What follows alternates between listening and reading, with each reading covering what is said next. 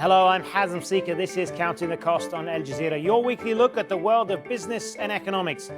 This week, China 2.0, why President Xi Jinping wants a future based on things like artificial intelligence. Also this week, hydroeconomics, why it's pitting Egypt against Ethiopia and stirring up tension along the Nile River basin. Plus confusion over what the UK wants from its EU divorce. Is Brexit failing?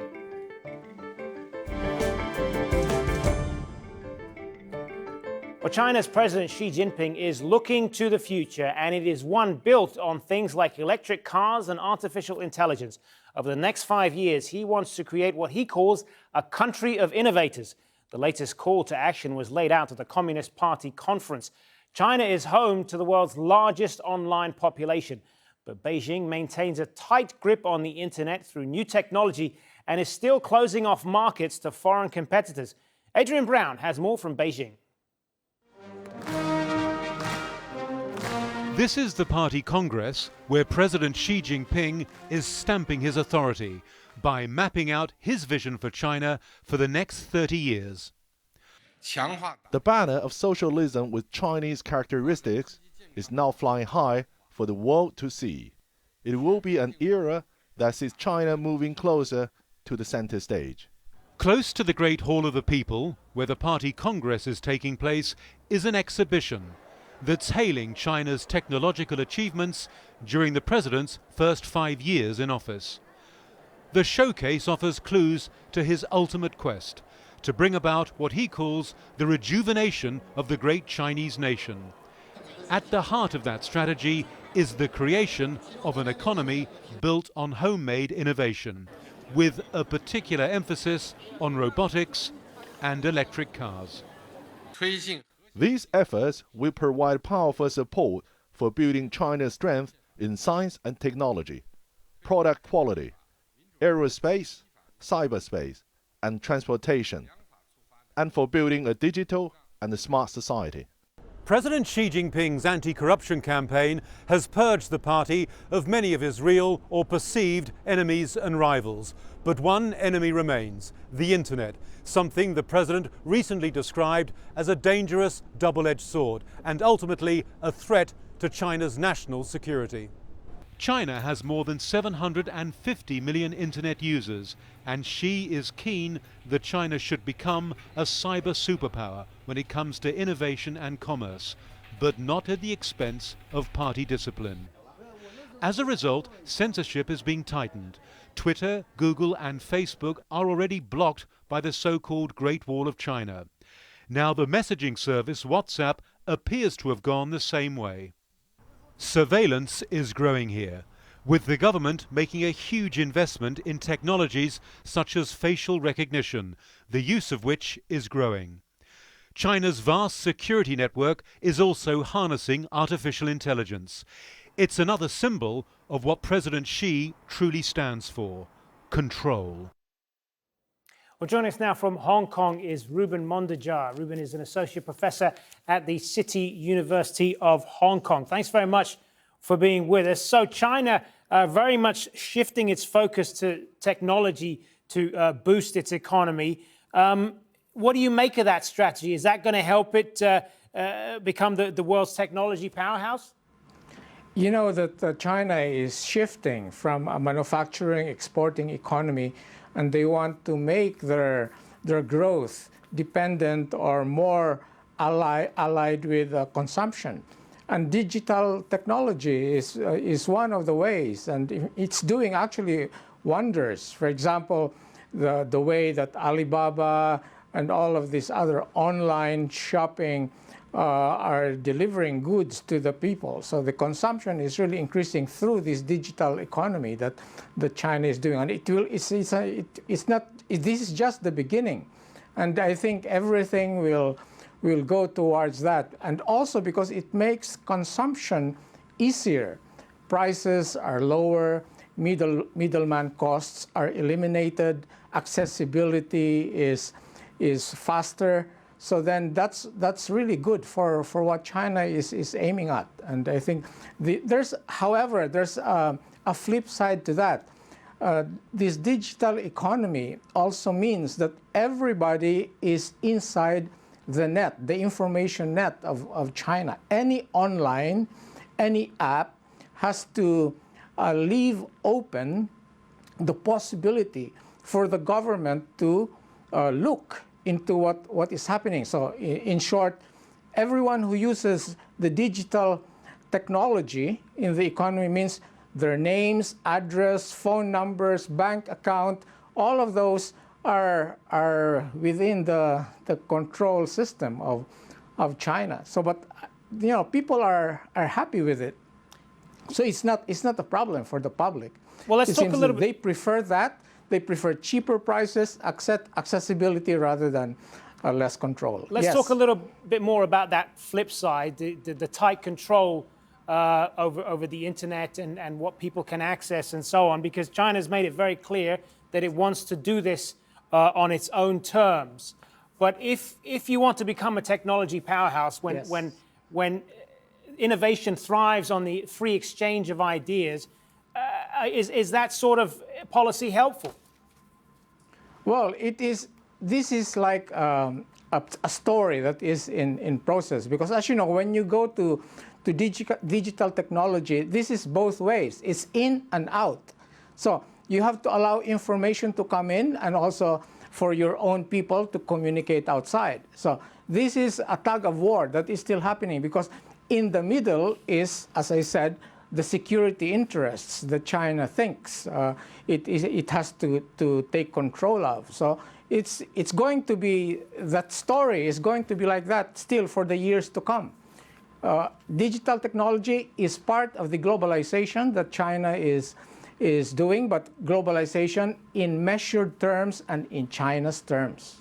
And as it continues to grow, do you think China will eventually overtake the US as the world's biggest economy? And if so, when? Oh, I think it's quite soon. I would say, well, the estimate is by 2020. Well, the problem we have in the world now is that you have Europe that is dwindling in terms of economic growth. You have an uncertain economic growth taking place in the US. You have Japan that is just, kind of muddling through. So then that gives all benefit to China. So this is like if Europe was, if we are talking of 15 years ago, 20 years ago, then China would not be in the same position at the moment. But because we see what is the situation in the US, in South America, in Europe, and then this makes China take up, fill in the blanks, as people say. Good to speak with you, Ruben Mondejar in Hong Kong. Thank you. Now imagine a machine that's broken through the barriers of human knowledge. Well, it's here this week, an artificial neural network designed by Google's DeepMind mastered the ancient Chinese board game of Go. But this achievement is not about the board game. Previous AIs were able to win by training on thousands of games played by humans. The latest version was able to teach itself. Google says the AI, which is known as AlphaGo Zero, could have a number of uses. Wi-Fi technology has been around since the turn of the century, but could it be in need of some fine-tuning? This week, researchers discovered a network flaw that allows hackers to spy on users. It affects mobiles, laptops, and other connected devices, and tech companies have yet to release patches to fix the problem. All right, still to come on Counting the Cost, why some people in the Zambian town of Kabwe feel like they're being slowly poisoned. But first, there was plenty of speculation over Saudi Aramco this week. The Kingdom of Saudi Arabia says its plan for what might be the world's biggest stock market listing is still on track for 2018. Now, this comes on reports the giant state-owned oil producer might swap the initial public offering in favor of private share placings. Saudi Arabian Oil Company, as it's also known, has also allegedly received an offer from China to directly buy up to 5%. Saudi Arabia wants to use the money from the sale to diversify its economy away from oil. Aerospace giant Airbus has snapped up a majority stake in Canada's Bombardier C-Series jets. The rescue deal will be great news for Bombardier staff in Northern Ireland, where at least 1,000 people work on these planes. Budget overruns for the C-Series almost pushed Bombardier into bankruptcy 2 years ago, and it's been the subject of a trade rout with the US, something it now hopes to avoid. The Organization for Economic Cooperation and Development has painted a very gloomy picture if the UK crashes out of the EU without a deal on Brexit. The Paris-based think tank says a disorderly Brexit could bring credit ratings downgrades and new lows for sterling. But it says reversing Brexit would significantly boost Britain's economy. Well, that warning from the OECD comes as many businesses across the UK and Europe are struggling to prepare for Brexit. That's because they simply don't know what it's going to look like. Huge uncertainties remain. How will it impact the border between Northern Ireland, which is part of the UK, and Republic of Ireland, which is in the EU, for example? And the clock is ticking. The worry is that the UK will crash out of the European Union without a deal. An EU summit in Brussels was held this week to review the progress so far. German Chancellor Angela Merkel tried to send a positive signal about the future of a possible agreement. Und jetzt müssen sich beide Seiten bewegen. Both sides must work hard. We must be transparent over our conclusions, especially over the partnerships Britain might want. We're not yet fully clear on that, but it will happen. It will happen within the required time frame, and we all know when the negotiations will end. I want an agreement and not some unpredictable solution. We're working very intensively on that. Well, let's speak now to Simon French in London. He is the chief economist with London-based Premier Gordon & Co. Thanks very much for being with us. Now, I want to ask you, first of all, how likely, we've had a lot of talk this week about the possibility of a no-deal Brexit. How likely is that, and what impact would that have on the UK economy and Europe's economy? I think it's a likelihood that is growing all the time. It's very difficult to put an exact percentage on it, but I think two things are very clear at the moment. First of all, that the government is struggling to get enough votes here in the UK to pass any deal scenario to eventually brokers. And even before it gets to that stage, conversations with their EU27 partners aren't going particularly well, and therefore we expect the decision on which to go to the next phase to be deferred from this October's meeting to December's meeting. In terms of what a no-deal scenario would do, well, I think we've been quite clear for more than a year now that the impact would be significant in terms of UK GDP, estimates of about 4 to 6% of GDP over a 15-year period. And the OECD has been giving some dire warnings about the economic impact of Brexit, and that's fueling the other side who in their quest to stop Brexit or at least reverse it. How likely is that at this point? I think it is unlikely that the warnings of the OECD will be heeded. I think what is more likely is that as we head towards the cliff edge in March 2019 and the point at which the UK leaves the European Union, that the government looks to retest whether the general public want to go through with this, and I think the odds are now increasing that it may test public opinion through a second referendum. So I think it is more likely these warnings will be used to justify that test of public opinion rather than deliver a U-turn at this stage in the political cycle. There are, of course, the ongoing talks over what will become of the UK border with Ireland and by extension Northern Ireland's border with that, and how that is going to be negotiated. They seem to be on different wavelengths on this. The UK is saying that the priorities are all out of sequence. The EU and Ireland are saying, no, that's not the case. What do you think is going to happen there? Yes, so just for some of your viewers who might not be familiar with the process, the EU has set out 3 parameters that the UK and the EU must agree on before they can move to the future trade relationship. One of those is Northern Ireland and the Ireland border. And thus far, the UK government has said, look, we do not want to return to a hard border between those two parts of the island of Ireland.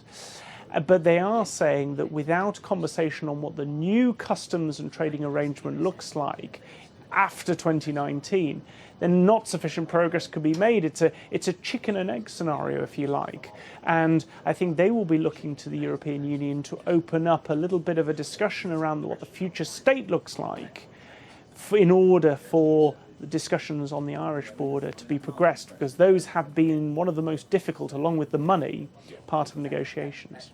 And when you look as well at what is happening in Spain right now and the showdown there over Catalonia's demand for independence and what could happen there, the talks over Brexit that don't seem to be going anywhere at this point. It's a very turbulent time in Europe right now. What impact is all of that having on the continent?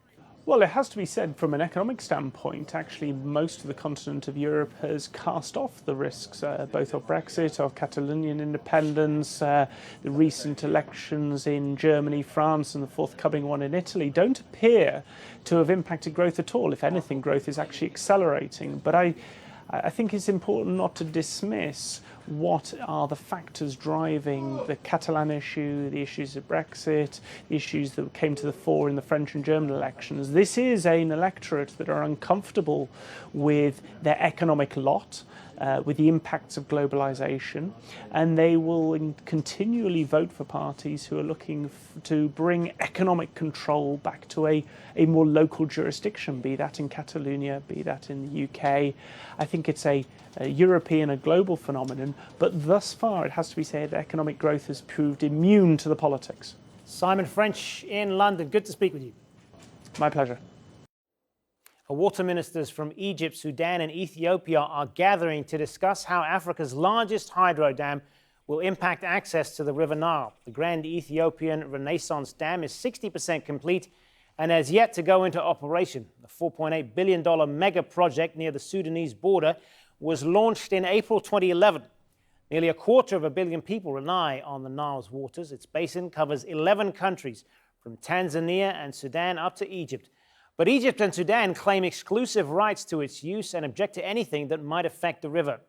Ethiopia disagrees. Most of Egypt's Nile water originates in Ethiopia, and it wants the $4.8 billion dam to help boost its own economy.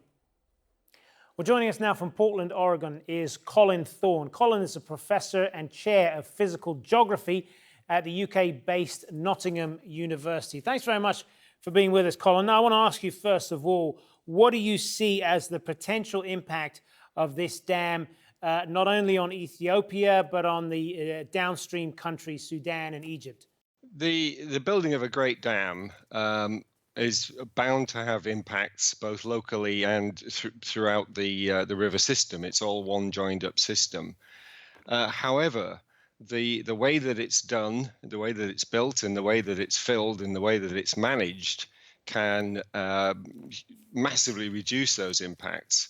And if the addition of another dam to a river is done in a coordinated fashion with the existing dams and water resource developments, then actually the addition of a dam can be beneficial. So it's all in the way that you do it and the way that you operate the dam afterwards. And is it being done right here? Is it being done in a coordinated fashion? In the case of the GERD, or the Grand Ethiopian Renaissance Dam, as somebody who's not directly involved in the project, it's quite hard to tell, because the reports that were promised about exactly how the dam would be done, the technical detail, simply isn't available. So it depends really on what you can read in the media and the scraps of information that come out. And on that basis, it looks as if it could be being done correctly.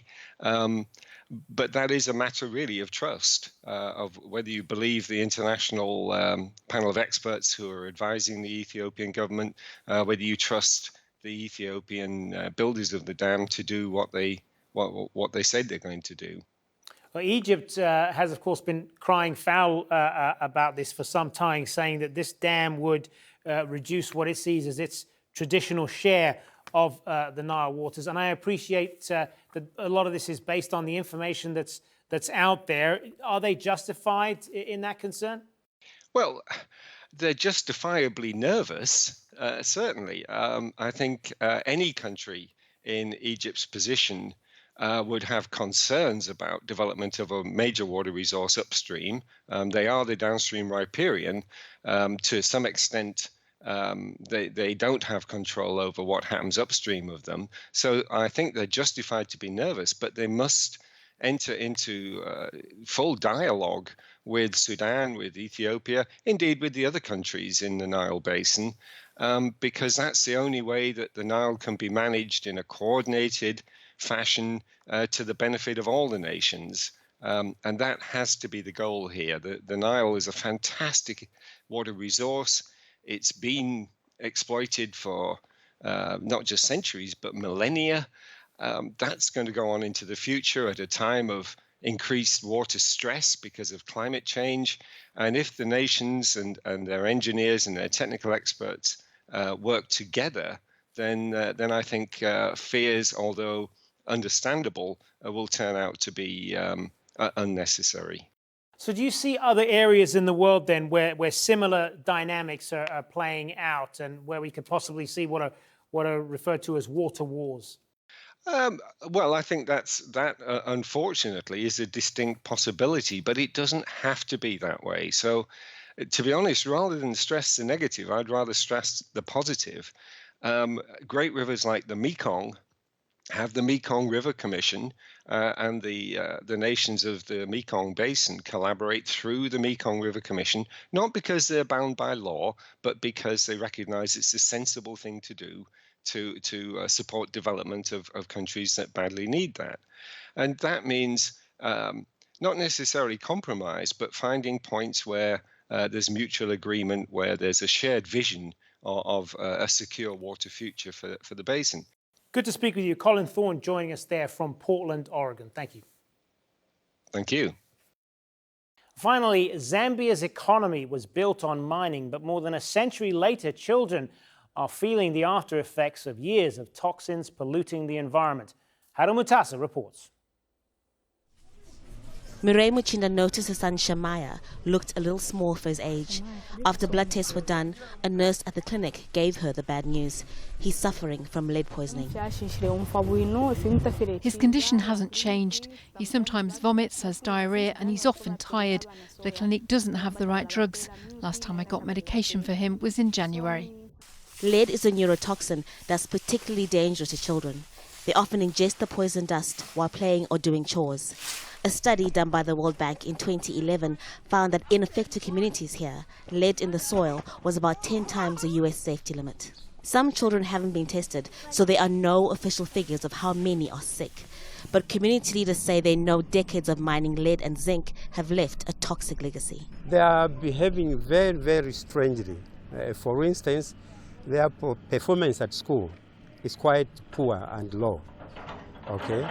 And then there is a very high irritability. The children are easily irritated. The warning signs don't seem to scare away the poor and desperate. Lead is still a valuable commodity used around the world. The locals call this pit Black Mountain. They can dig for hours looking for lead to sell.